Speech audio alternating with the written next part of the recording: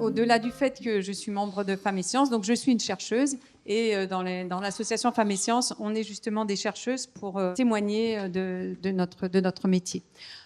Donc je vais vous parler rapidement de ce que je fais dans mon laboratoire. Donc moi je travaille à INRAE, c'est un institut de recherche public en agriculture, alimentation, environnement.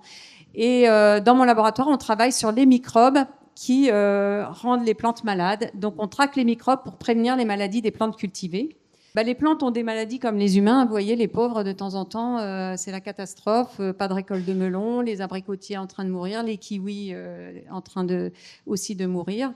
Donc, on cherche à savoir ce qui provoque ces maladies. Donc, en fait, il y a tout un tas de choses. C'est comme les humains. Il y a des virus, il y a des champignons, des insectes qui peuvent être responsables, des maladies physiologiques aussi. Et dans notre laboratoire, à nous étudions les bactéries qui provoquent ces maladies, donc les populations bactériennes comme chez l'humain. Mais ce n'est pas les mêmes. Les bactéries qui font les maladies chez les plantes ne font pas de maladies chez l'humain. Donc voilà un melon tout beau qui n'est pas malade. On a la petite bactérie qui arrive sur le melon. Voilà, ça c'est la vue au microscope d'une bactérie, vous voyez, parce que c'est microscopique une bactérie. Et voilà ce qui se passe. Elle arrive à faire produire une maladie à la plante et le melon est inconsommable. Donc si on regarde sur une boîte de pétri, ça c'est notre outil de travail quotidien, on voit des colonies bactériennes. Donc une bactérie donne une colonie quand elle pousse. Et vous voyez, ces colonies blanches sont des colonies d'une bactérie qui fait la maladie sur la plante. On identifie, etc. Et on étudie ça. En fait, dans les maladies des plantes, les maladies à bactéries, il n'y a pas beaucoup de moyens de lutte. Et du coup, la stratégie, éviter au maximum l'arrivée des bactéries sur ces cultures. Donc la question, c'est d'où viennent ces bactéries pour les empêcher d'arriver. Et c'est pourquoi on est allé dans l'environnement et notamment dans l'eau. Et dans l'eau, il faut savoir que dans 1 litre d'eau de rivière, vous avez 1 million de bactéries qui sont inoffensives, la plupart. Voilà. Alors, on est allé dans des bassins d'irrigation, dans la Durance, alors pas dans le Rhône, mais on aurait pu. La Durance se jette dans le Rhône, voilà. Les sources de la Durance, on est monté vers Briançon, les plantes sauvages, les prairies de montagne, les lacs de montagne, la neige en montagne. Ouais, c'est une étudiante en thèse qui faisait ce travail. La pluie, elles sont toujours là. On a toujours trouvé ces bactéries dans des zones où il n'y a même pas de culture. Donc, on appelle ça les réservoirs. C'est les réservoirs de bactéries pathogènes. Alors, qu'est-ce qu'on fait de ça ? On se dit, OK, on a les réservoirs, mais est-ce qu'elles voyagent de l'un à l'autre et comment elles s'y prennent ? Et on a réussi à montrer dans notre laboratoire que ces bactéries suivent le cycle de l'eau. Elles sont arrachées par les vents à la surface des plantes, elles montent dans les nuages, retombent avec la pluie, la neige, et ensuite prennent le cycle de l'eau et vont dans les zones cultivées. Elles se dispersent par l'air, l'eau et les précipitations. Voilà. Mais alors, est-ce qu'elles sont capables de produire des maladies sur les cultures ? Parce que ces bactéries, on les a extraits de l'eau. Finalement, c'est peut-être des petites cousines. Mais alors, qu'est-ce qu'on fait à notre laboratoire ? On les teste sur des plantes. Donc, on fait des souches pures, comme on le voit. Et puis, on va inoculer, donc apporter ces bactéries à des petites plantules qu'on fait pousser au laboratoire. Donc, vous voyez, ça, c'est des petites plantules de melon, toutes belles, toutes fraîches. On met la bactérie et paf, 2 jours après, la plupart sont mortes. Donc, avec ces tests-là, on peut savoir si c'est des bactéries pathogènes des plantes. Et en fait, tout ce qu'on trouve dans les rivières, la plupart du temps, c'est pathogène sur melon. Donc, c'est vraiment des souches pathogènes des plantes. Donc, voilà, on a déjà tout ça, on a le cycle, etc. Et on se dit, comment on va aider la prévention des maladies des plantes ? On a un projet qui va utiliser ces données et ces connaissances pour organiser un nouveau type de surveillance de ces bactéries dans l'environnement et prévoir leur dispersion et pouvoir dire, par exemple, en aval de la Durance, attention, pas de melon cette année, etc. Donc, il faut bien connaître les réservoirs des bactéries, comme je vous l'ai dit. Modéliser la dispersion par l'eau, oui, elles sont là, elles restent en temps, ça dépend des saisons, etc. Modéliser la dispersion par l'air, elles montent, elles redescendent, elles se baladent, etc. Tenir compte des transports par les humains. Normalement, il y a des routes en vert. Et voilà. Et puis, déterminer les points importants à surveiller. Parce qu'on ne peut pas tout surveiller tout le temps. On ne peut pas être tout le temps dans la Durance. Donc, voilà, on va faire des études pour dire, non, là, il faut surveiller, là, il faut surveiller, et là, ce n'est pas la peine. Donc, c'est beaucoup de travail.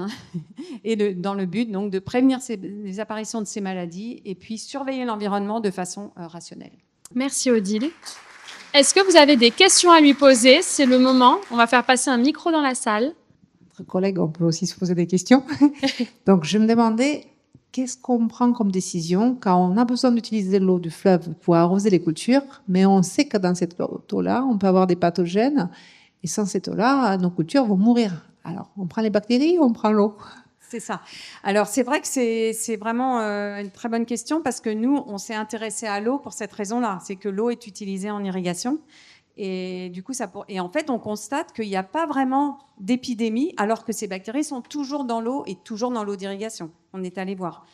Donc, ça veut dire qu'en fait, c'est une question d'écologie, c'est-à-dire qu'il y a des conditions dans lesquelles la maladie va se provoquer, va être provoquée, et probablement dans l'eau, il n'y a pas assez de bactéries, parce qu'il y en a à peu près 1000 par litre au mieux, des bactéries pathogènes des plantes, et c'est probablement pas assez. La plante a des défenses, hein, c'est comme les humains, elles ont des défenses pour pouvoir faire une maladie, sauf peut-être exception, il y a un climat particulièrement propice, mais en fait, ce qu'on a constaté, c'est que, donc ça, c'est quelque chose qui reste à faire, en fait, qui est tout un pan de connaissances à acquérir.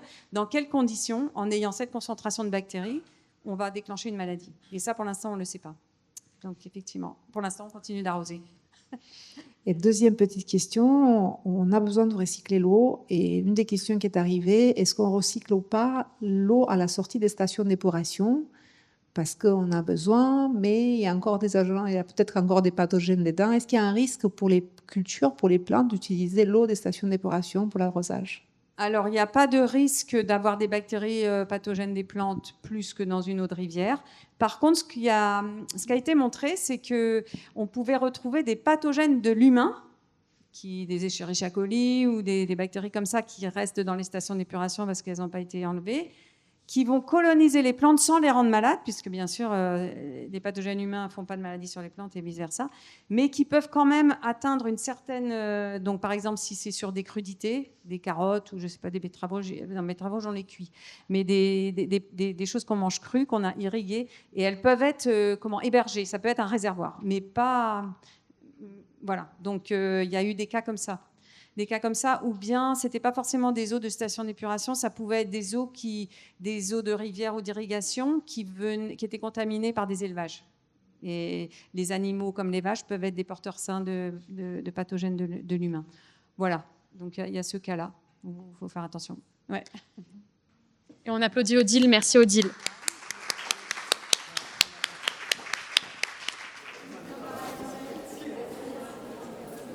Donc ça fait j'ai été recrutée, je fais ma thèse en 1988, donc ça date.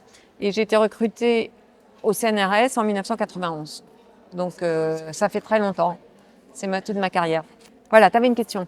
Vous travaillez dehors ou dans le laboratoire? Alors, on travaille dehors ou en laboratoire? Mais en fait, oui, les deux. En fait, ça dépend un peu des questions qu'on pose. Nous, dans notre labo, comme on étudie les populations bactériennes en dehors des zones agricoles, on va dans l'environnement. On a fait beaucoup de sorties terrain. Donc, il y a ce côté terrain, c'est-à-dire, par exemple, je vais en Islande échantillonner. Je vais dans les Alpes échantillonner pour voir si je trouve ces bactéries. Il y a aussi des manips qu'on fait à l'extérieur parce qu'on voudrait expérimenter dans un champ. Donc, on va prendre contact avec des agriculteurs ou bien on a des champs à INRAE aussi et on fait des manips. Ça, c'est encore à l'extérieur. Et puis, on a beaucoup d'analyses qui se font dans les laboratoires aussi. Parce que les bactéries, quand on les récolte dans l'eau, par exemple, il faut qu'on les caractérise, qu'on les étudie. Donc, ça, c'est en laboratoire. Et il ne faut pas oublier qu'il y a aussi un côté très important du travail de chercheurs et chercheuses, c'est le côté comment on appelle ça, intellectuel. C'est-à-dire, on a beaucoup de travail de lecture, parce qu'il faut savoir ce qui se fait ailleurs. On ne va pas refaire les mêmes choses. D'écriture, parce qu'on produit des articles scientifiques avec nos découvertes. Et aussi, on a beaucoup de travail pour aller chercher des sous pour faire de la recherche. Parce qu'on ne nous donne pas tellement d'argent pour faire de la recherche. On nous donne des bâtiments, on nous donne des salaires. Et après, on va chercher de l'argent. Donc, il y a les trois. Un peu de terrain, on fait du terrain. On fait des expériences en champ, on fait des expériences en serre. On fait des expériences au laboratoire. Et on fait du travail intellectuel au bureau, sur l'ordi. Voilà le travail. Qu'est-ce qui vous plaît dans la recherche? Alors moi, ce qui m'a plu, c'était déjà un travail où il y a beaucoup de liberté.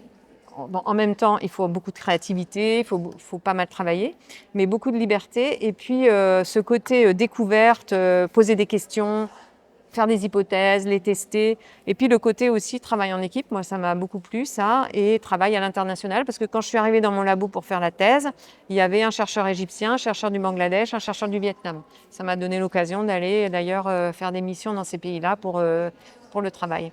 Donc, c'est un métier où on a pas mal justement de liberté et aussi le côté travail intellectuel, le milieu de la connaissance, se creuser la tête, confronter les idées, discuter avec les collègues, ça c'est toujours très intéressant. Moi, c'est ça qui m'a beaucoup plu. Peut-être de ce côté-là, parce qu'on a eu des questions là. Oui. Comment? Excuse-moi, je n'entends pas. Qu'est-ce que j'ai fait comme études? Donc j'ai fait des études scientifiques au lycée. Moi, j'aimais bien les matières scientifiques. Et puis, je me suis orientée vers une... Donc, je voulais faire le métier d'ingénieur agronome au début. Je voulais travailler dans l'agriculture parce que pour ma génération, il y avait beaucoup de questions autour des famines, autour nourrir le monde, etc. Et ça m'intéressait d'être sur le terrain. Et puis, j'ai commencé à faire une prépa scientifique biologique. Et puis, la prépa, ça m'a pas plu. Donc, j'ai changé. Je suis partie à l'université. Et il s'est trouvé que l'université me proposait aussi de passer le concours pour rentrer dans une école d'ingénieur agronome. Donc moi, j'ai fait une école d'ingénieur agronome. Et après, dans mon cursus, j'ai été en contact avec un labo de recherche et c'est comme ça que j'ai pu faire une thèse et que j'ai pu devenir chercheuse. Voilà. Mais c'était un parcours plutôt scientifique. Voilà. D'autres questions? Et vous avez fait combien d'années supérieures? D'études supérieures? Alors moi j'ai fait bac plus 5, voilà, oui, bac plus 5 c'est 2 années de prépa ou de fac plus 3 ans d'école et après 3 ans de thèse. Mais il faut savoir que la thèse en fait c'est comme un travail, on est payé. On est payé en thèse. On est payé, c'est un travail de recherche où on va avoir un diplôme, mais donc bac plus 5 plus 3.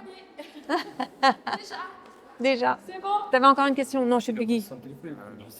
C'est bon? Qu'est-ce qui vous plaît dans la recherche? Comment? Qu'est-ce qui vous plaît dans la recherche? Qu'est-ce qui me plaît dans la recherche?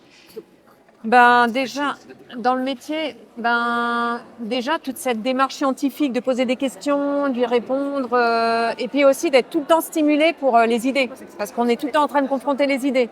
Et ça, moi, c'est quelque chose que j'aime beaucoup. Et après, il y a tout ce qui est aussi voyage, rencontre avec les collègues.